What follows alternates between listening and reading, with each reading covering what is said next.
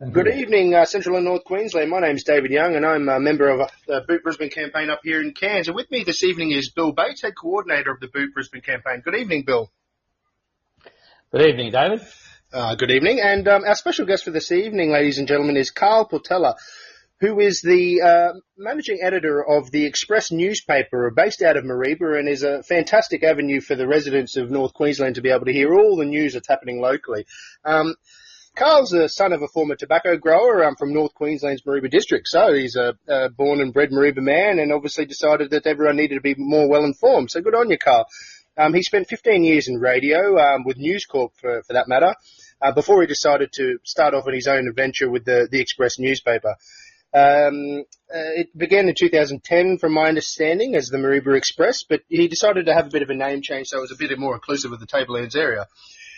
We know what the Tablelands can be like with their parochialism, can't we, fellas?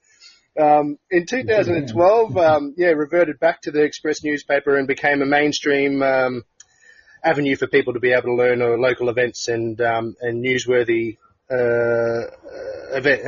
events. It's great that it also extends all the way up to the Gulf and the Peninsula region. I just read.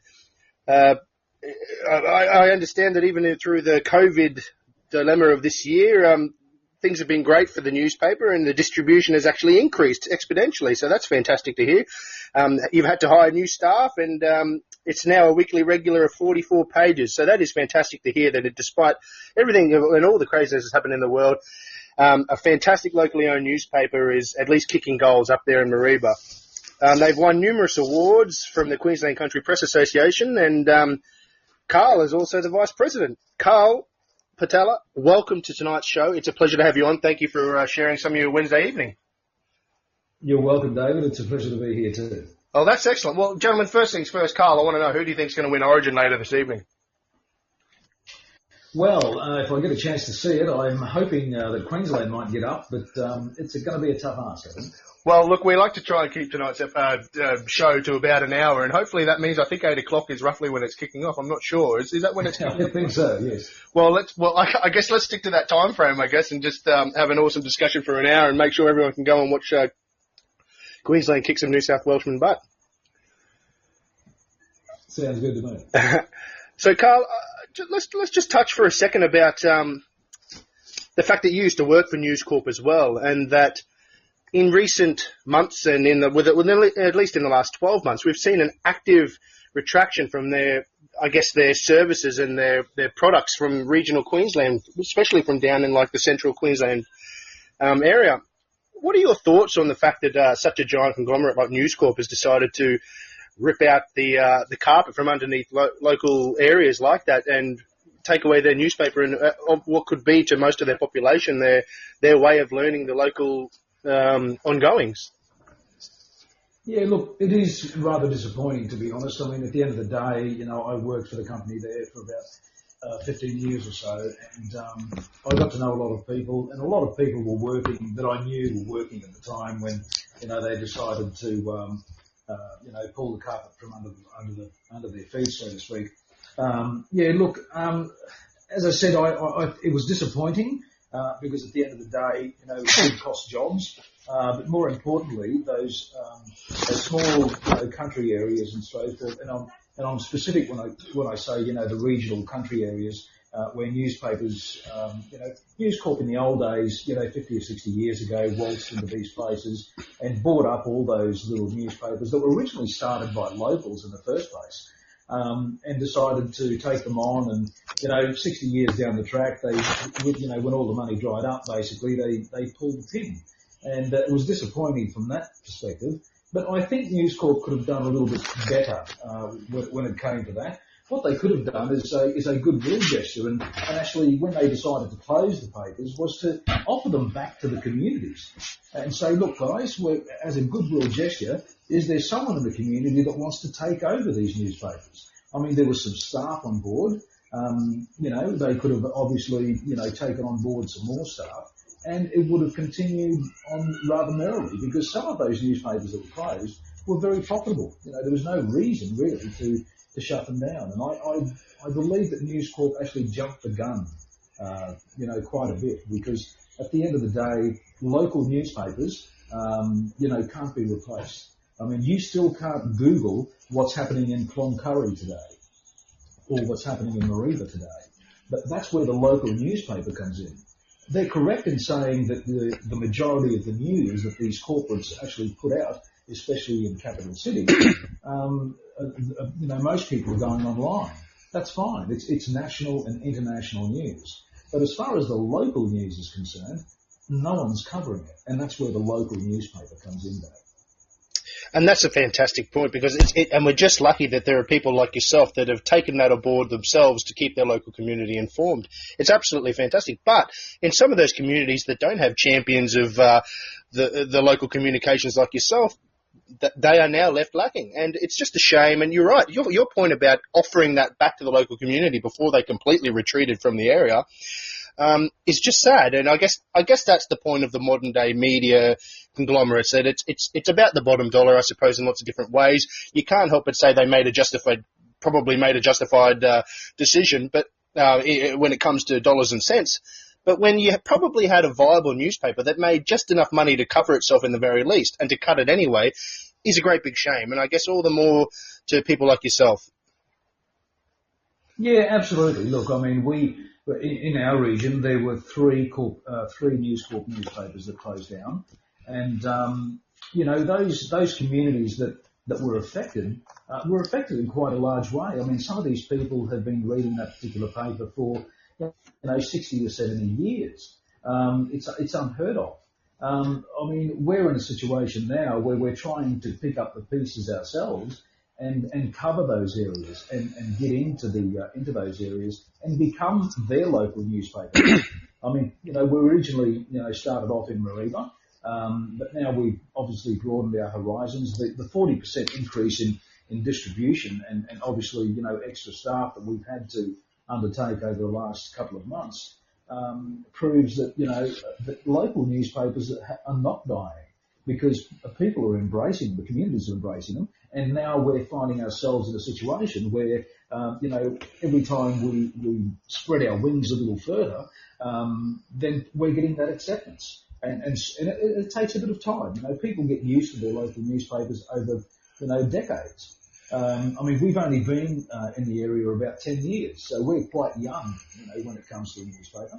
And but I understand that there's, opportunities and so forth out and about at the moment, and I understand that there's quite a few new publications that have picked up and down the coast, including Cairns as well. Well, I guess that's the point as well. And you say that the landscape might change about how people want to receive the news, whether it's digital or still semi-physical papers or not. But at the end of the day, the community still needs to be informed. And I guess that's part of the problem, that's where people like yourself have managed to fit in, because it's like a tailor-made suit. You can't have a suit and expect 100 different people to fit into it exactly the same way.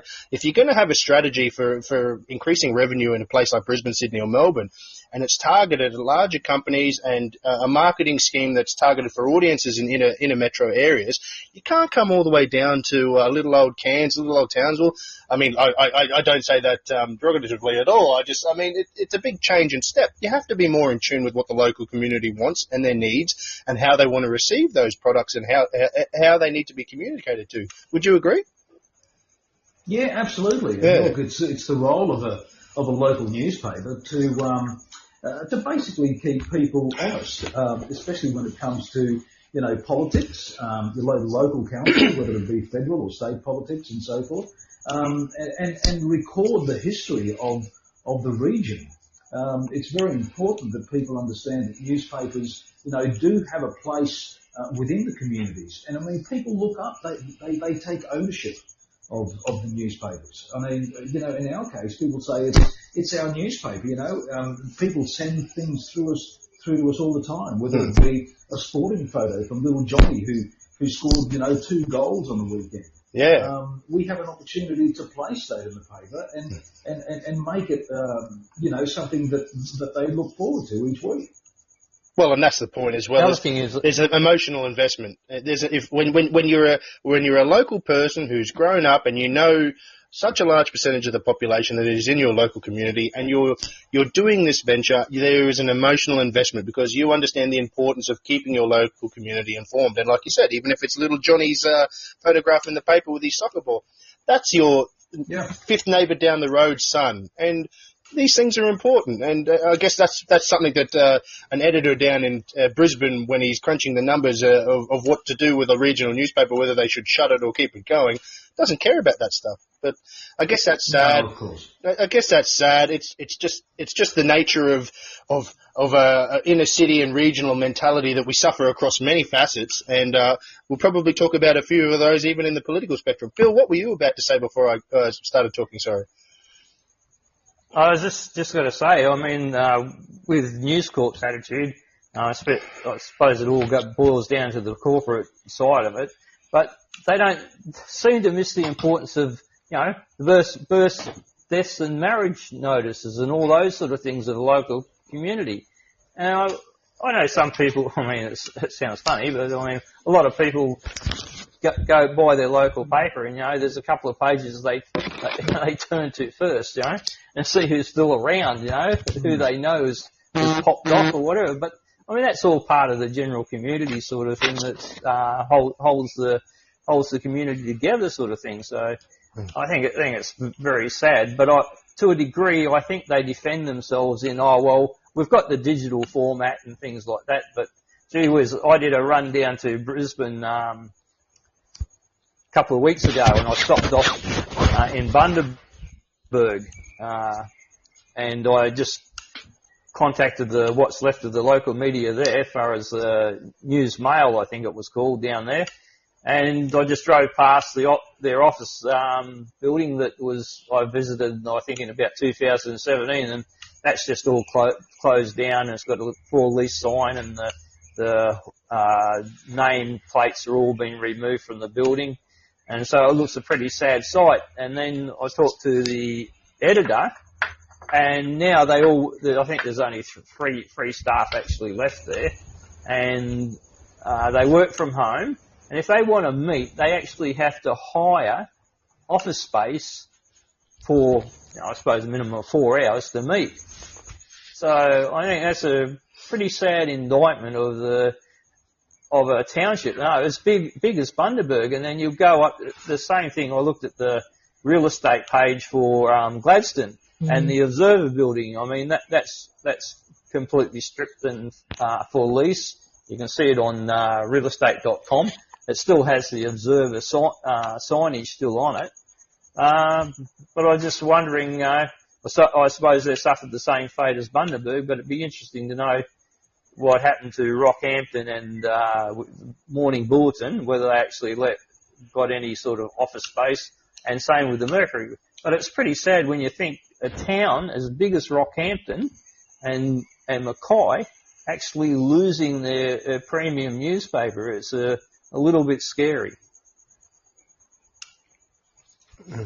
I guess one of the things I always found disturbing was when I first made the step about a year and a half ago to fully observe the different newspapers of the different coastal townships in central and north Queensland. It was partly to do so I could track the news when it came to anything to do with the movement of politics, especially pertaining to people talking about anything to do with the new state or anything about disparity between the regions and Brisbane. And obviously, Carl, your newspaper was one of them that I was keeping tabs on. But one of the first things that I immediately noticed, and you wouldn't realise it until you do read the papers on a regular basis, is it's a rinse and repeat for every News Corp newspaper up and down the coast. As soon as you turn to the same pages, it could essentially be the same page 27 as the same page 27 in the Townsville Bulletin and Cairns Post. And I'm sure it's no doubt the same page 27 in the Mercury, the same in the Gold Coast, and it's obviously one of the Gleason, I think it was, and they have their little half-page spiel about some topic of the week or day. But I remember thinking, isn't that just such a bottom-line, dollar-saving thing to just take a one-off person's review or insight into a particular event or something that's coming up and then putting it in every single newspaper up and down the coast? And I thought, geez, no wonder they're reducing staff, they're reducing their footprint in these local communities, and yet they still have all these avenues of cost cutting, and the mind boggles as to how they ever had traction in the last 10 to 20 years if they were sort of having that tactic in the first place. Because I found it quite sad that was the case, and all the more reason why 50 years ago and before was local community papers like yourself. And hey, maybe resurgence of those is only going to be for the better, so local communities can be more informed. Yeah, look, absolutely. I think those newspapers that that are still there, I still don't think are actually doing the right thing by their own communities. And I know these communities are large. When you're talking a place, like Rockhampton, Townsville and Cairns, they're large communities. But they still are communities. They might be large communities, and people still want to know about what's happening within those communities, not just the stuff that's happening, in Western Australia or Sydney, Melbourne, and around the world. They want to know what's happening in their local town, their local community. Because it might be a big town, but it's still a town, if you know what I mean. And so it's very important that that newspaper actually covers the stories that affect the people in that region. That's too right. And look, we could talk till the cows come home until how silly things are in other media outlets. But I guess let's change it for a little bit, because Carl, I want to learn more about how you guys are doing so well in the last 6 months through the COVID that you've got to the point where you're so busy you've had to put new staff and increased your distribution by 40%. What could you share a little bit with us about just what's been the lead up to that, and how excited you are about riding that into the future? Yeah, look, I mean, we were rather fortunate. I mean, I think we are fortunate, especially in far north Queensland. I think the wide open spaces and so forth have protected us somewhat, from the COVID influence. I think that because of COVID, I mean, we went into lockdown ourselves. The whole state went into lockdown for a short period of time. We took the opportunity to actually go home and work from home. That worked for probably, especially just for my journalists, only for a week or so, because they were bored out of their minds staying at home, and they couldn't really do their jobs because they weren't out and about, talking to people and getting people's reactions to the various things that were happening around the COVID situation. So we decided as a company to get the journalists back into the office, and there was only two of them, so they were practicing all the usual COVID distancing and so forth. So they were happy to do that. The rest of the staff, obviously, the admin and the sales staff, obviously could do that work from home. We found, obviously, we were affected. I mean, some of the businesses, the local businesses, were affected like everywhere else. Your pubs and clubs that had to close down and so forth did so. But then what happened was that some of the federal government advertising and so forth kicked in, and it basically was more than what we lost from a revenue perspective. So it kept us going. And in fact, what we did was we were a little bit more proactive when it came to helping the local community actually, survive. There was very mixed messages coming out from the government at that time as well. The federal government was saying, stay at home, don't go anywhere. You need to practice, be safe and so forth. And on the other hand, the businesses were open. The businesses that could open were open. So, you couldn't go out unless you had something of a necessity. Now, when you think about it, at the time, if your car needed a new set of tyres, for you, that was an essential thing. So you could have gone to a tyre dealer and purchased a new set of tyres. But people were getting the mixed message where they were told not to go out.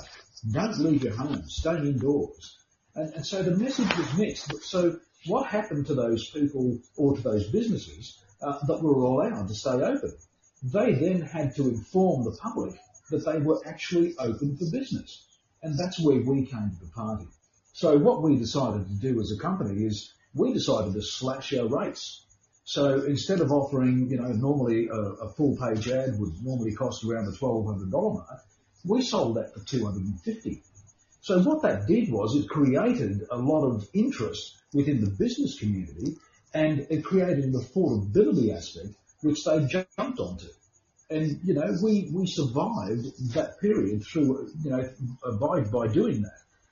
We obviously had other things in place and so forth as well, not just full pages, but all different sized advertising that people could actually afford to do, because they had a very important message to get across. And that was the fact that, hey, while the government's telling you that, to stay home, we're actually open for business. If you wanted to buy a new car, you could do that because the car yards were actually open. So, yeah, that's how we basically, got over it and so forth. And now, simply because of the closures of all the other newspapers, and we had 3 of them in our area,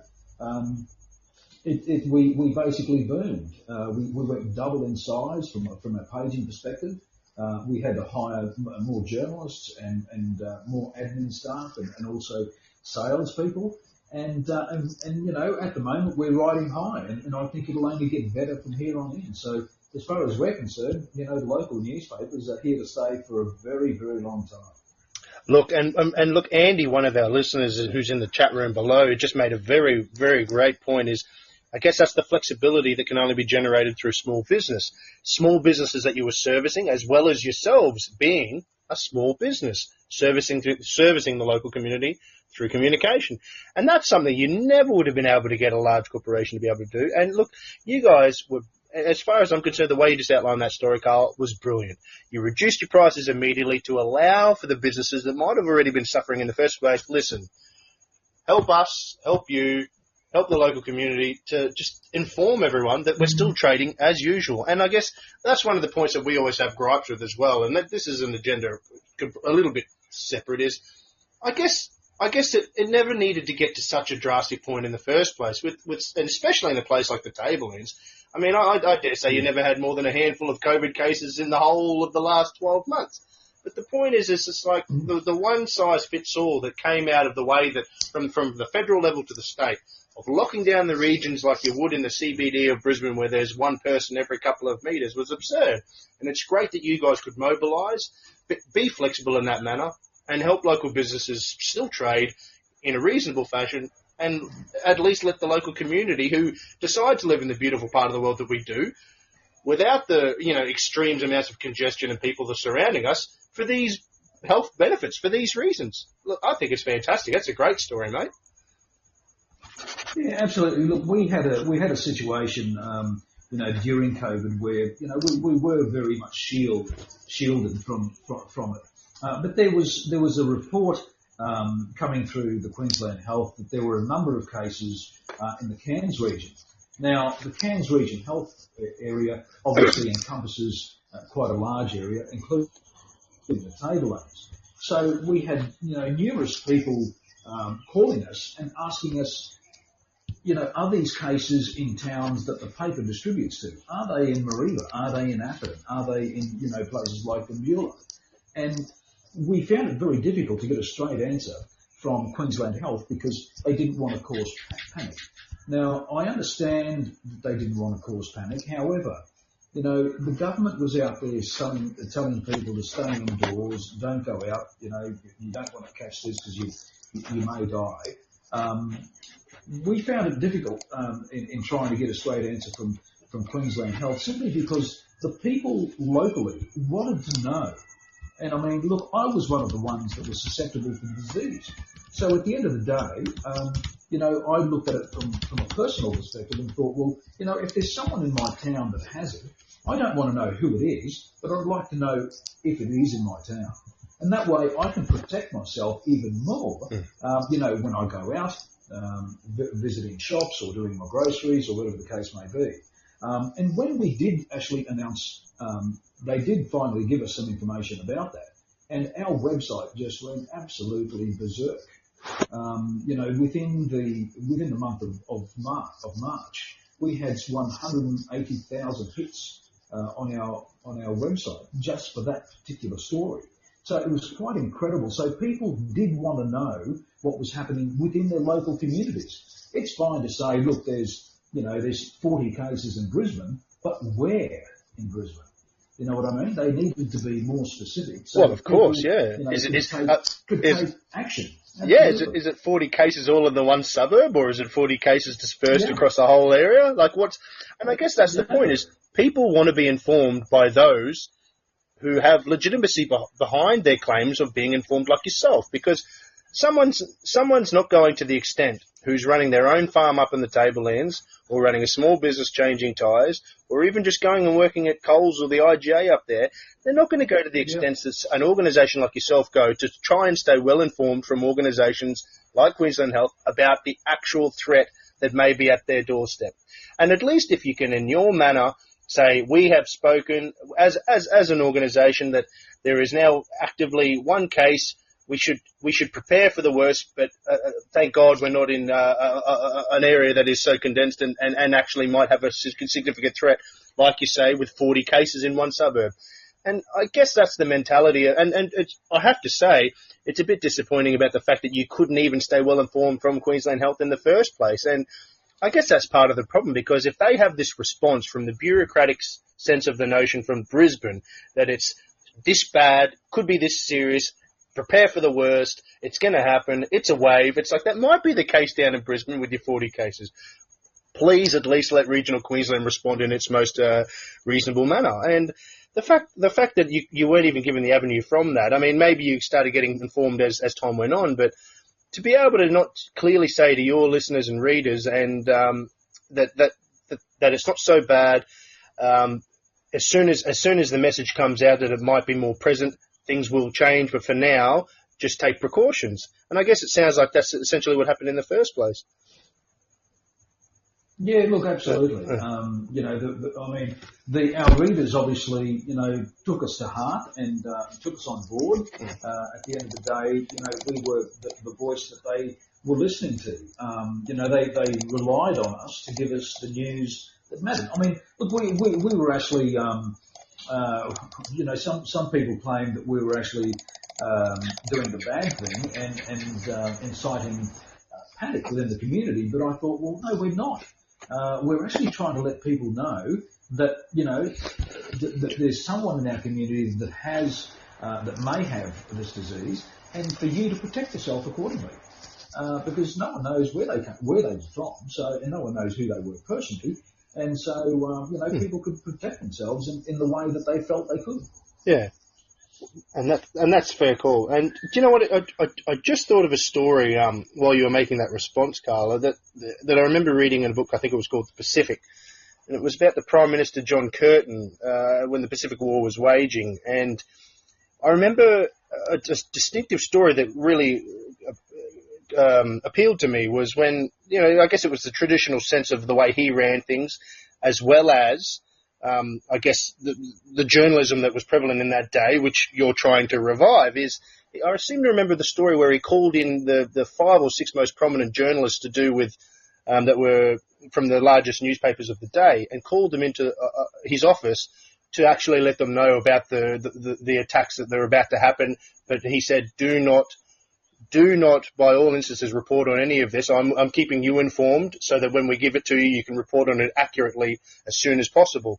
And I guess all the more reason that people like yourself should be under the same circumstances. If Queensland Health or the bureaucracy involved in I guess, managing the lockdowns that were from COVID couldn't at least do the same thing, it's a bit disappointing. Yeah, look, touch wood, we managed to dodge a bullet, so to speak. Yeah, well, I mean, I have a sister-in-law that actually works in a hospital in Milan, and I mean, her experience with this disease is quite different to what we've experienced, or what I particularly have experienced in Australia here. Absolutely devastating, where you have 300 or 400 people a day dying. In fact, dying just in corridors, and with their families unable to even bury them. They were, cremated without anyone of their families being present. And it was just absolutely devastating. She was on 2 shifts a 24-hour shift, so she's basically working 24 hours, but then 24 hours off. And some of the scenes that she described was just phenomenal, and you couldn't really get your mind around it. And touch wood, in Australia, we really didn't have that situation that they had in Europe. We do really need to thank the government for putting those emergency things in place when they did, because I think it could have been a lot worse than what it was. Oh, definitely. Yeah, definitely. Go, Bill. Just on that, I think we dodged a bullet because the Chinese tourist market dried up a couple of years early. Now, if we had still had the Chinese market coming into Cairns for the Chinese New Year, which really the COVID didn't get underway and strongly until probably late January, beginning of February. And I think the real hit in Milan was really started in early March. But their problem was Italy has gone into the agreement with China for the belts and road system. Yes. And as part of that, besides taking on lots of Chinese debt, they also have a system where the Chinese have bought up a lot of the leather goods in Milan, and most of those labels are now owned by Chinese companies, and they actually fly in their own workers who live in Milan. So what happened is we had a situation for the Christian Christmas holiday. A lot of the Chinese went back to China, and then after the end of the Christmas period, they flew back to Italy from China with the virus. So all of a sudden you had 30,000 odd Chinese workers landing in Milan full of the disease. So they had their thing is they had a massive influx of the disease, in one big hit. Whereas we've been fortunate that we didn't have that influx from the start, sort of thing. So. Bill, I think also, the way we live, especially in rural areas in Australia, had a lot to do with it as well. I mean, you have a look at the places like, Melbourne and Sydney, Perth and Brisbane. The places where they probably had the majority of the cases comes down to the way they live in high-rise buildings, fully saturated and so forth. Europe is exactly the same way. People virtually live on top of each other. Whereas in rural areas, we've got a little bit of land between us, which is nice. And so we're a little bit more sparsed out. Everyone sort of has their own little patch of dirt. They're different living conditions. So that's why I think also in Australia, that it didn't really take hold yet. I guess we could look forward to one of the biggest migrations from the urban areas of Australia to the regional areas, possibly across the whole nation, possibly in the next decade, eh? All those people realising. Yes, absolutely. Well, it's funny because I remember when I first started hearing the statistics about, how long COVID they were discovering lasted on different surfaces and lasted under different temperaments and Yes. whatnot. And I just remember reading the top things was it hates the sunlight, it hates warmth. And I remember thinking, go North Queensland. if there was ever going to be a big plus to living up in the tropics, it was like, well, what's COVID? Yes, no, we were quite fortunate, as you say. Yeah. I mean, we noticed that there's an increase, obviously, in Europe at the moment. They're moving into their winter, whereas we're moving into our summer. And so we hope that it'll completely die out here. But look, until they find some sort of vaccine or cure, it may well be back, in our next winter cycle. So, yeah, it's just a matter of, being cautious and taking care of each other. Before we move on to a bit more about newspapers and that, I just had a look before the interview on just Googled Mariba and had a look at the Wikipedia. It doesn't really tell me much, and I'm interested in. And I'm not a local. I'm a Mexican. Well, I'm not really. I come from Western Australia originally, So I don't think I should be classed as a Mexican, but almost. I did live a fair bit of time in Victoria, but I want to know something about Mareeba and your experience growing up, because you were there as a young person when the tobacco industry probably at its height, to see it through to its demise. And I'd just be interesting also get a bit of an insight in regards to the Italian population. It's the biggest Italian-speaking area, I think, outside of a major city in Australia, outside of a capital city. So can you give us a bit of insight of growing up in Mareeba as a kid and just a bit of local history? Yeah, absolutely. Look, I'm actually an immigrant myself. I mean, I came to Australia when I was 4. So we arrived in 1963, and my father had come out much earlier than that. And then myself, my 2 sisters, and my mum spent a month on a ship, and we came out to Australia, and we ended up here in Mareeba. It was obviously, very good as far as work and so forth was concerned. There was a lot of, tobacco, and if you didn't do that, you could go down to the coast to work in sugarcane fields and so forth as well. Lots of, wonderful opportunities and so forth in those days, although you wouldn't know it then, if you know what I mean. I mean, times were tough. We basically lived in, a tin shack. I remember very clearly as a kid having to clear the toads out from underneath my sister, the shower, so that my sisters could actually have a shower. That was my daily chore. I had to clear all the toads out so they could shower. This is out on the farm. So, and just having, Hessian bags as a door. I mean, you wouldn't know about it nowadays, but they were tough times, but the people back then were tough as well. And look, while it was difficult, there was a much more camaraderie back in the old days. There was a lot more friendship, and I think it's because everyone was fairly equal. No one had anything. They came with basically what they had on their backs, maybe a suitcase with some clothes. But when they arrived here, no one had anything. So there was a huge camaraderie, and that's why people had wonderful times when they had get-togethers and dances and so forth, because they were all equal. What happened later was that, those that took a risk and decided to, get a loan from the bank and buy a farm and so forth, then they became better than the others. So everyone tried to do what they did. And so that's how, when we get to today, the camaraderie amongst the elderly people in our community is still there, but nowadays it's, I want to build a bigger house than the guy next door. And in the old days, it wasn't about that. It was about survival. It was about, getting food on the table for your family. Whereas now it's, whether I can afford the biggest TV or not. Well, I guess they all found the success they always dreamed of. They did. Yeah. They did. But look, growing up in rural areas is fantastic. I mean, it's completely different, obviously, to the city.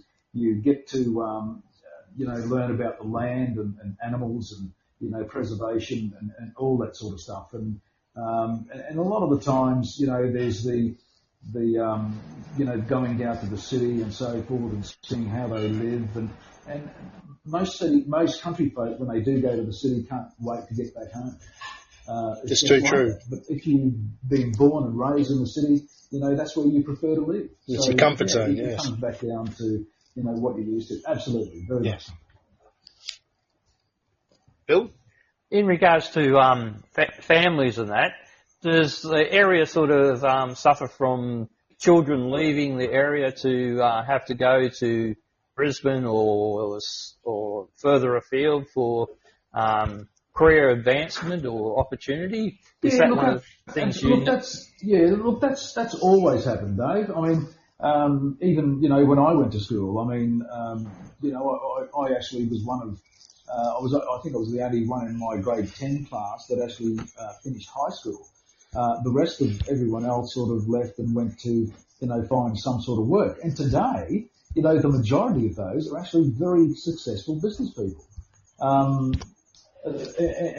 doing quite well, within the community. So, it didn't matter whether you came from a poor family or a rich family. At the end of the day, if you were willing to work, especially when, you couldn't do that nowadays, obviously. If you left at 10, you'd be, pushing trolleys at Coles or something. But because nowadays it comes back down to, your education and whether you've got a degree as to whether you get a job or not.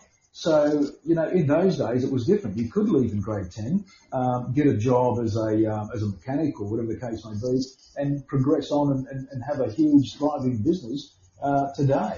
Those opportunities are probably very few and far between nowadays. You do have to have a little bit of money and obviously education behind you to achieve things like that. But that's or invent an app that sells well. Yes. Indeed. Yeah, well, Carl, obviously being in tune with the community up there in the Tablelands and predominantly Mareeba where you guys are based agriculture is always such a strong component of Central and North Queensland on its own right. Second to probably mining down in Central and North Queensland, obviously. But what's the word on the street from the agricultural sector of the future of an area like Mareeba? We always have talks of simple things like dams and making the water more available so that we can increase our agricultural capacity. But, obviously, especially when you say from a generational perspective that you have seen so many things change in the Mareeba landscape when it comes to people from starting at 50 years ago or 40 years ago all the way to now where most people own their farms and it's now their children that they want to try and get involved. Do you see an avenue where agriculture is so strong that it is burgeoning on the point of wanting to go that step further and exploding with more agricultural in itself? Oh, look, I think far north Queensland, inland from the coast and so forth, has got so much potential, it's not funny. At the moment, where I live in Mareeba, it's actually a boom town. There is so much happening here, it's not funny. There is all the talk about, water and roads and all that sort of stuff, and we do really need that infrastructure. Nalinga Dam obviously is one of those ones that have been spoken about over many, many decades. The people and politicians are speaking a little bit more about it today, but, someone said something rather interesting to me the other day.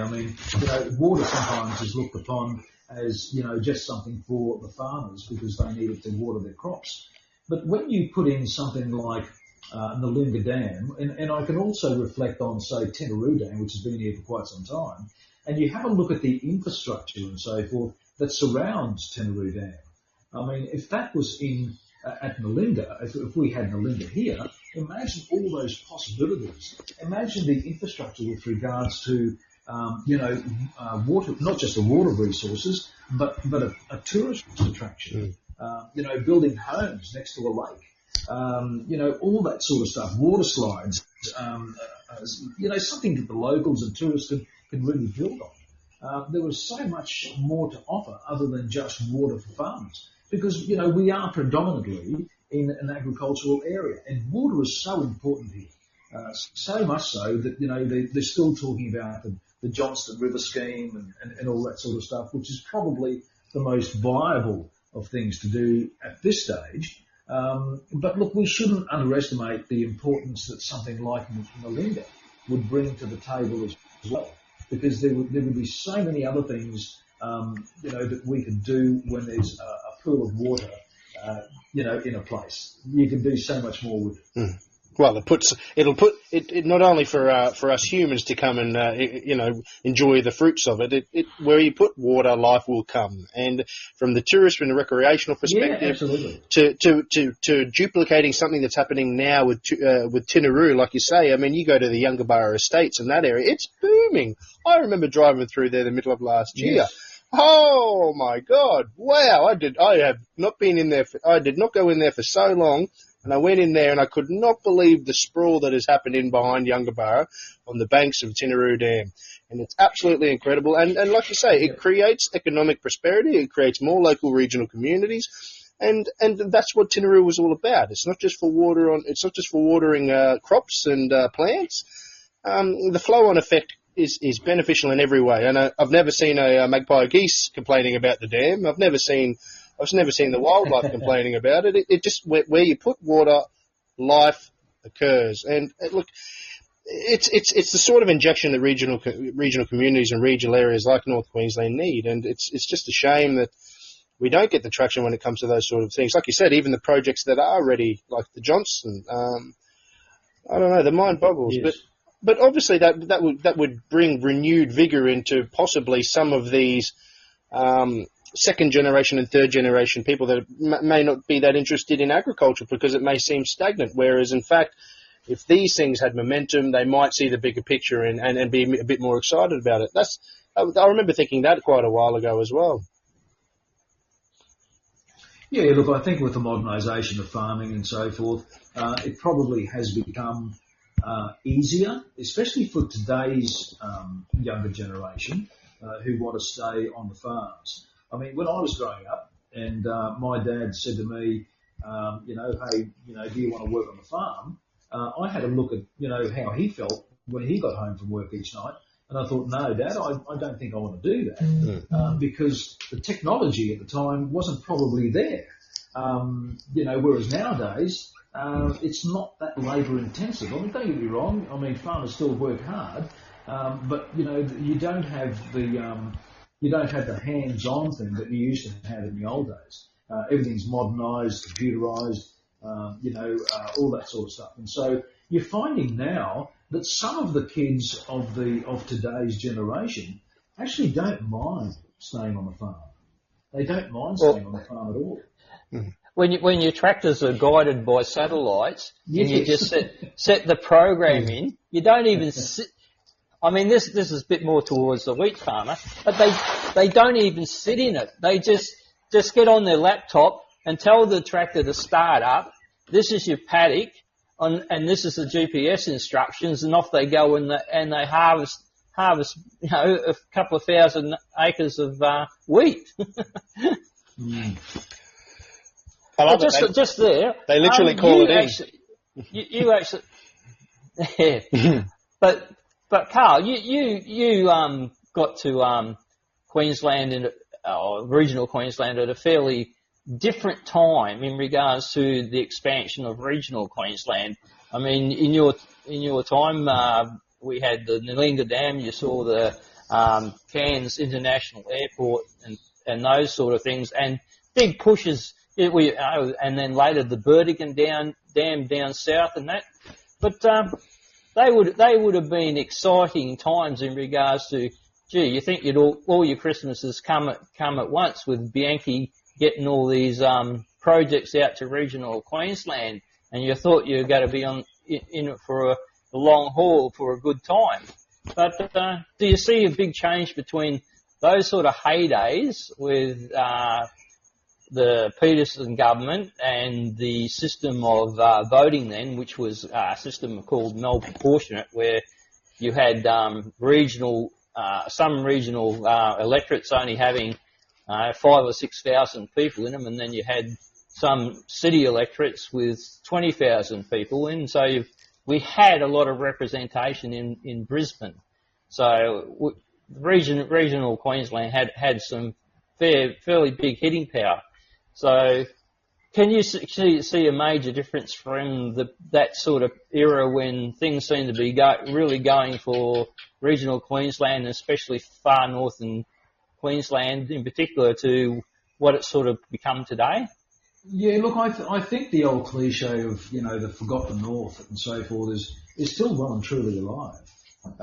We really are, the forgotten north. And in fact, if the governments of the day were serious in trying to populate the country properly, they would look at regions like far north Queensland because they are ideal.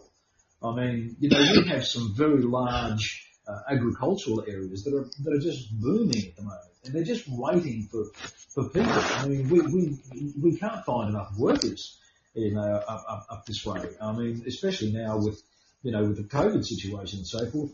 We're just about to get into the lychee and mango season.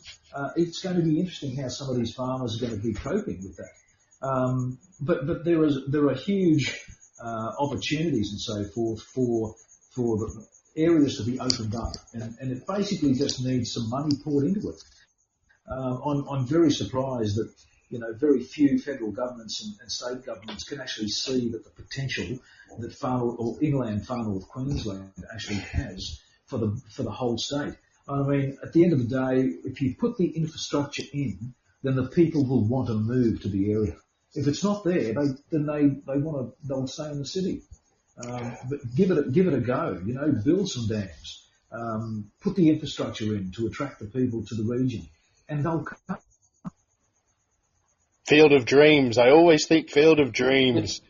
Field of Dreams. Build it, and they will come, or he will come. Dave, absolutely. Look, as far as things like all the things that with regards to when I grew up in the area, as you say, the Cairns Airport, there was lots of infrastructure that was put in. I mean, we're sort of going through not a similar phase now. We have been, but the towns on the tablelands are really progressing really well. It's the pushing the shop local and supporting your own little district. It's so very important nowadays that the people in the community support their own communities and stop going down the hill to Cairns to do their shopping, and buy your vehicles in town, do your grocery shopping here, support the local butcher, the farmer, the candlestick maker, all those things there. It's so very important. And the thing is that when people do that, communities thrive. There are a lot of there's a little project happening in Mareeba at the moment. It's an overseas development by a Chinese company. It's looking to house some 2,000 people. It's been basically constructed from shipping containers which were modified in China, shipped to Australia, and put together like a little city. That's due to open in the next 12 months or so. Progress on that is very good. They're looking to put in things that I've been dreaming of, like water slides for kids, all that sort of infrastructure. So there's a lot of things happening in the town. There are new service stations happening. There are new caravan parks that are happening, new motels and so forth that are being built. So we're going through a bit of a boom time now, and it's attracting people to the region because we are, we do have a very progressive region. Our council here is exceptional. The councils on both the southern and northern tablelands are very good councils. They have been for quite some time, and they're listening to the people and putting the infrastructure in to make the place livable and attracting people to the region as well. So look, we can expect more great things to happen. We just need the governments of the day to acknowledge that it is a boom town, and that we should be pushing a little bit more money into the region so that we can attract the people that want to come in from overseas or as immigrants to settle in those areas, because that's the only way they're going to grow. Yes, well said. And look, if we had the representation, we'd manage to help grow the local communities and population. But the way I said, local communities under the current state of things and the current status quo, only facilities and services only slowly diminish. And all you need to do is take a example that I always mention to people about maternity services, especially in central Queensland, just being taken out from underneath the communities, and fancy having to look forward to having a child in 8 months' time or 9 months' time, knowing you'll have to drive 4 hours away to have that child. It's absurd, and it's never going to promote people to move from the urban areas if they are thinking about it, contemplating it. When you know that some of these services are lacking. And I mean, we're lucky in places like Cairns and in Mareeba and Townsville, where we might already have well-established services of that nature, but you're never going to see these outer townships grow in any nature, even if they are probably deserving of that with the agricultural sector growing or whatever. Maybe a mine has just opened up. we're never going to see that happen unless the services are there for those particular people to actually take advantage of. Absolutely. Yeah. But that's only one example. Bill, were you about to mention something? I was just sort of mentioning in regards to like when we had the big boom period in the early 80s, late 70s, early 80s, and that I think there was something like 24 members of Parliament in Central and North Queensland. Today we've only got 17 out of 93. I mean that 24 was out of 82, and now we've got 17 out of 93. We've also got the situation where Brisbane or Southeast Queensland's growing at more than twice our rate. So we can expect as each redistribution happens, we'll have less and less representation down in Brisbane.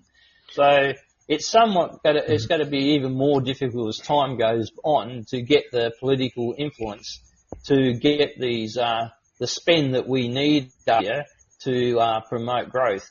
And I think that's one of the things that's sort of a bit unfortunate with that the News Limited papers didn't recognise, as they watched idly by as inland towns sort of withered on the vine. If you go to Richmond and Hughenden and further inland to Julia Creek, all those places are suffering from depopulation and also hardships in regards to things just as simple like the price of electricity has gone up so much that they can't even bake their own. It's just not viable to bake their own bread. So bakeries, you basically got to use mass-produced bread. You don't have a local baker who can afford to bake bread.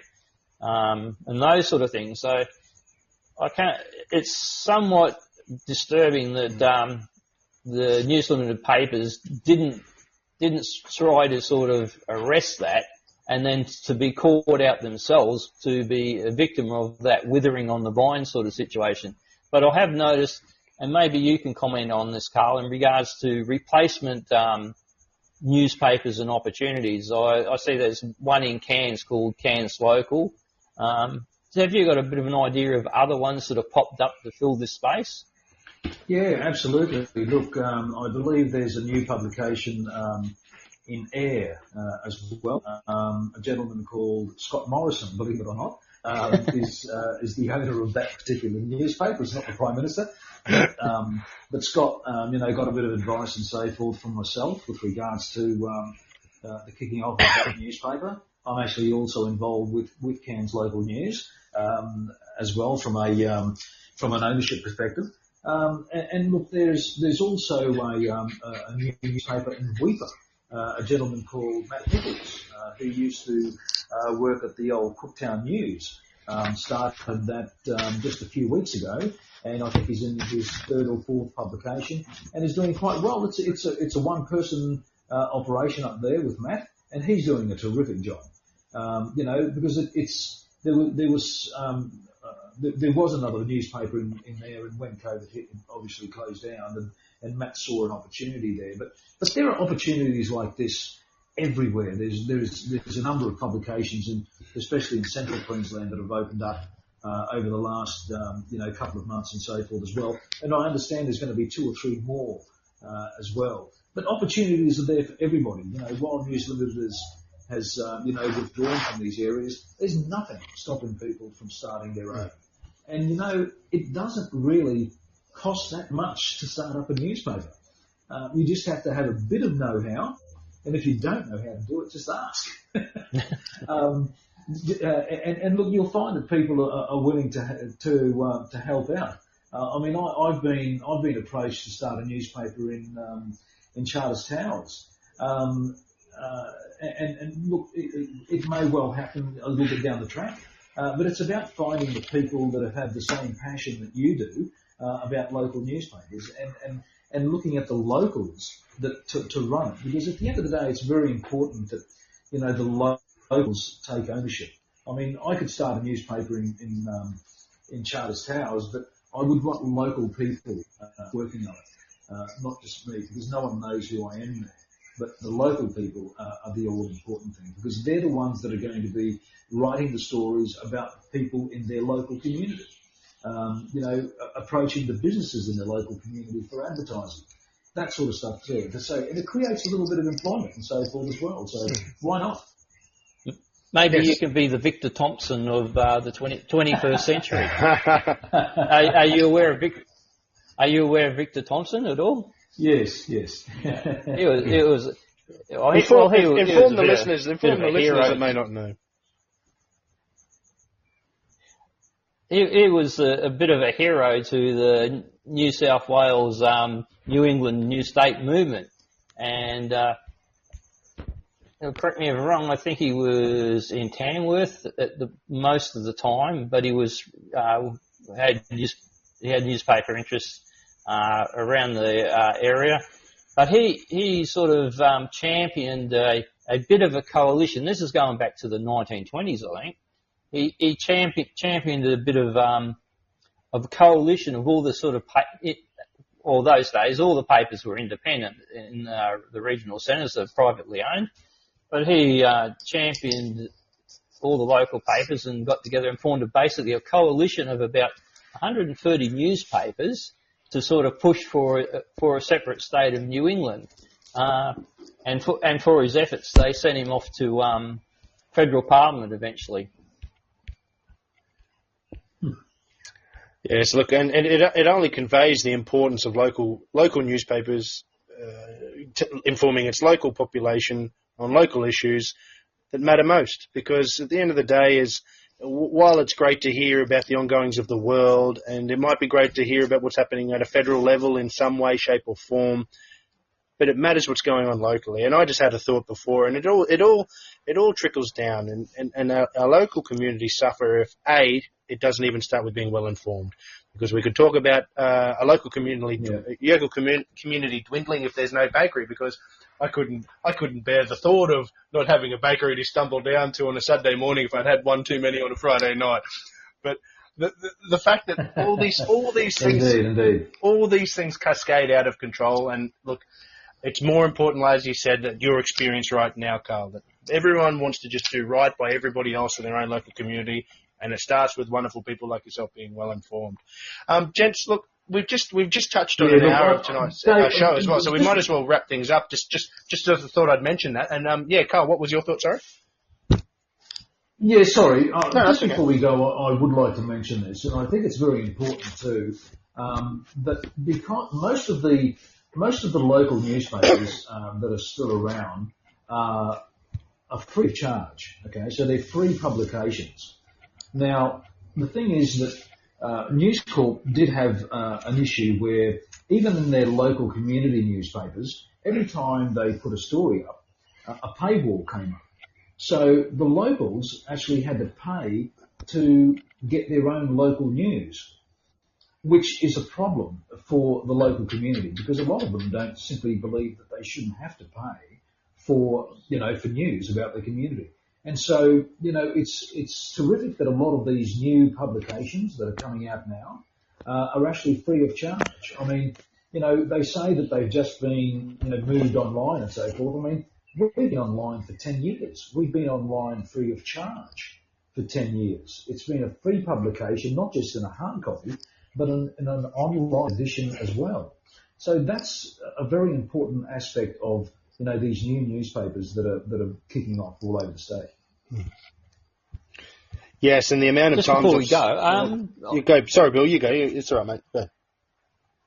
Go. Just before we go, I just want to touch on the Save Our Voices campaign. I think we've seen some ads where Ray Martin's fronting the TV cameras, sort of calling for basically saving of regional news or new media. I think both TV and print sort of thing. Yes. Now I've gone onto that website, but gee whiz, there's not even a phone contact to ring someone and talk to them. You can type in your email and basically what can you do to help them. That doesn't sort of sound to me as though it's overly helpful to the public to find out what's going on. And then I get from the campaign and that, I get it's more of whinge to extract concessions and that from the taxpayer to probably in the first instance go to the bigger boys to keep them in comfort, sort of thing. So I just find that a little bit galling.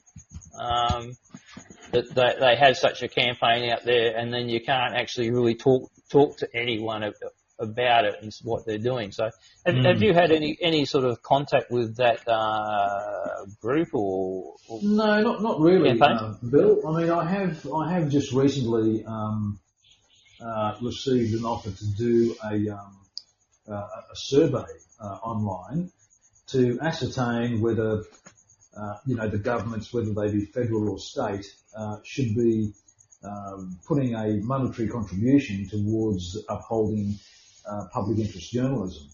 And I filled out that form. I did the survey myself, and we've actually ran a story in it in this week's edition as well, because it's something that they would like the public to inform them of. So they're being asked to basically go online and just talk about their local newspaper, how they feel about it, what they'd like to see in it, what's important to them, whether they prefer to have it paid or whether they prefer to have it free, all those sort of things that, you would like to know. And I think something like that would be, once we do get the result of that, would be quite interesting to have a look at. I think people in, regional communities especially have that real close association with their local newspaper, and more so, I think, than the city folk. I think it's more of a place where they can, you sit down over a cup of coffee and have it, but it's where they basically get all the information that's happening within their community. And because we've got a presence not just in hard copy, but also online and on Facebook and so forth, then everyone across the board, no matter whether you do have Facebook or you don't have Facebook, everyone gets the coverage, the coverage as well. Just one other matter. There's a lot of legal requirements. So I don't know if they still exist, but they did. Like, if you're executive of a will and that, you had to put a notice in the local newspaper or the person who's deceased to let people know that they passed away and they had claims that they could. And then there's things like mining leases and things like that. They've got to be put into the paper nearest the location and things like that. Do those requirements still exist, and how are they going to be catered for if there's your nearest newspaper actually hard? They certainly do. They certainly do, Bill. Look, I mean, at the end of the day, I was talking to someone from the mining industry just the other week, where they were very pleased to know that we were still operating, because obviously, it's a publication that they can put their mining leases into. I mean, in the old days, even today, when the state government brings in some any new laws, whether they be, for anything, road laws, policing laws and so forth, they would put the change of law in the Courier Mail, and presume that the whole of the state actually read the Courier Mail, which is hogwash. So if you're in a rural area and you got caught by the police and you've had an illegal bull bar on your car and you didn't know that, the police officer would say to you, but it was advertised. And the guy would say, well, where? And they would say, well, the Courier Mail. But I don't read the Courier Mail. And tough cookie, you get the fine. You know what I mean? It's that sort of, that's how important local community newspapers are.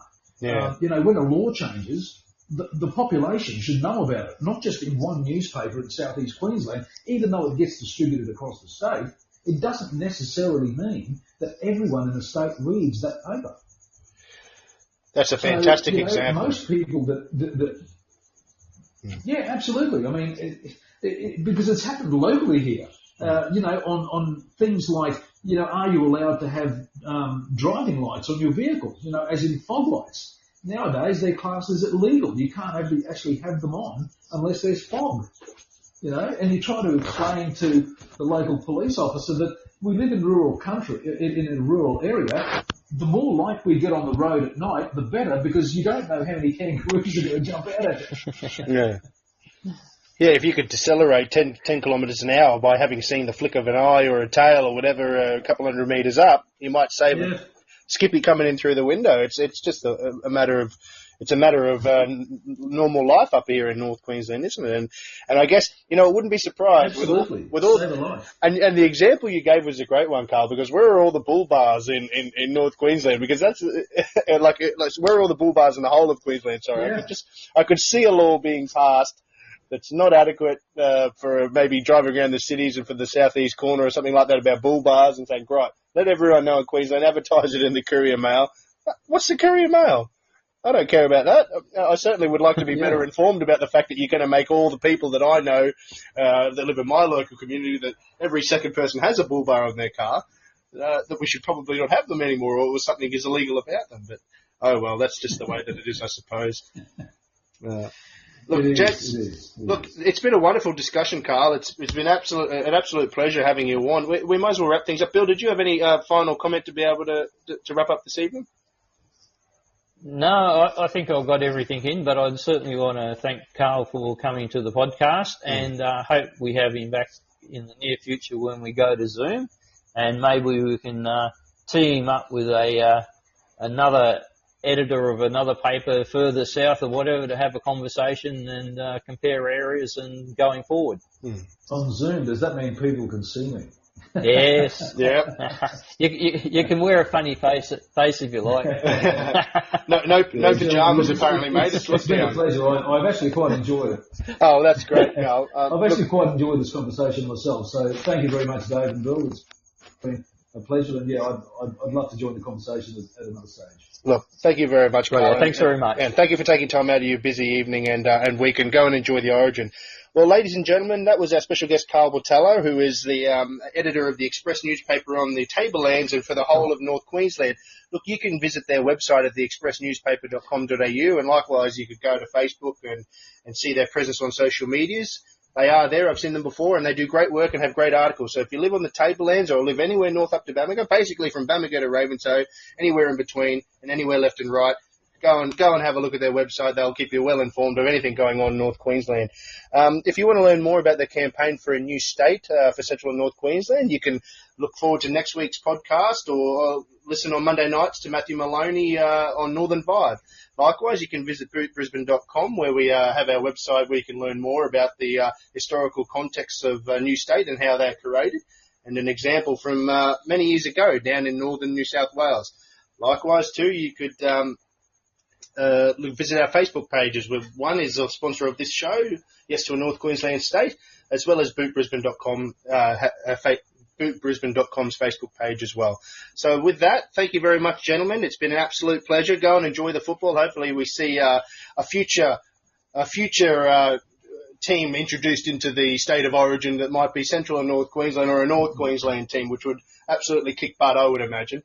So with a tri-series. Yeah, a tri-series, exactly, Carl. Wouldn't it be exciting? I always say that to anybody that brings up the point when they ask me about my involvement in trying to help the residents of Central and North Queensland have better representation through a new state. They say, what about the Origin? So what about it? Wouldn't it be better with 3?